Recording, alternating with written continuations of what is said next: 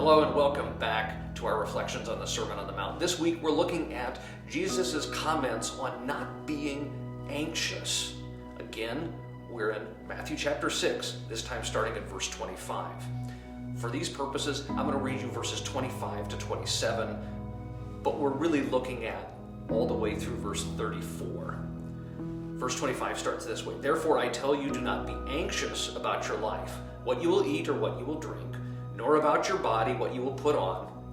Is not life more than food, and the body more than clothing? Look at the birds of the air. They neither sow nor reap nor gather into barns, and yet your heavenly Father feeds them. Are you not more valuable than they? And which of you, by being anxious, can add a single hour to his lifespan? You know, this is kind of one of those oddly difficult passages, because when the economy's going well and you have a good job and you're flush with money and you're not really worried about it, it's easy to trust in this passage. It's easy to trust, God's got me. He's provided good income for me. He's provided the ability to have a home and to keep myself clothed and keep my family fed, and what a great thing. This is a difficult passage when we don't have a thriving economy, when perhaps inflation is getting out of hand, or you lose your job, or the income you have from your job is not what you need to keep up with expenses. Then it becomes difficult. Or when you look at people who don't have employment and can't find employment, and for various reasons find themselves struggling to maintain not only employment but a place to live and maintaining food and shelter, then this becomes a difficult passage.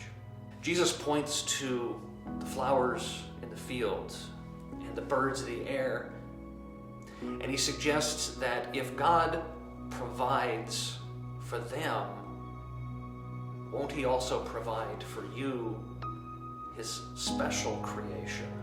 Remember that creation that he didn't just speak into being, but that he formed with his hands and breathed life and his spirit into. Won't he all the more make sure to care for us? The answer is, of course, yes. But yeah, there are times in which that feels difficult, and there are times in which we wonder and question, how is God doing that?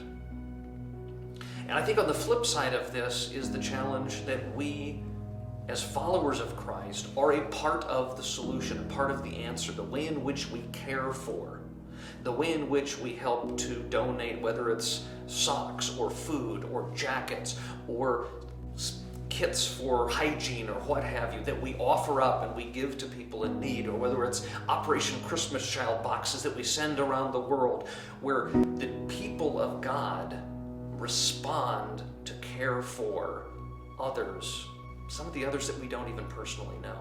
God doesn't tell you. Jesus doesn't mention here how God will care for us, but he asks us to trust that he will. I feel more comfortable when I know where my next meal is coming from. But like the Jews, as they were wandering in the desert, sometimes God has to push us and say, I want you to remember who I am and rely upon me and my generosity. And if that means you have to wait for me to hand you your next meal in order for you to trust, yeah, perhaps I need to do that. Now, that's uncomfortable. And I don't know that that's necessarily, in the case of a homeless person, I don't know that that's really what God is working on. But it doesn't mean that God is not present and he's not caring.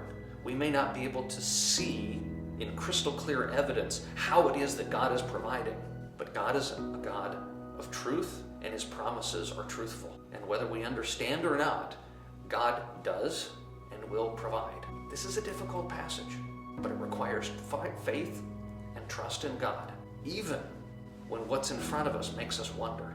Maybe something to wrestle with and give some consideration for. God bless. I'll see you next week.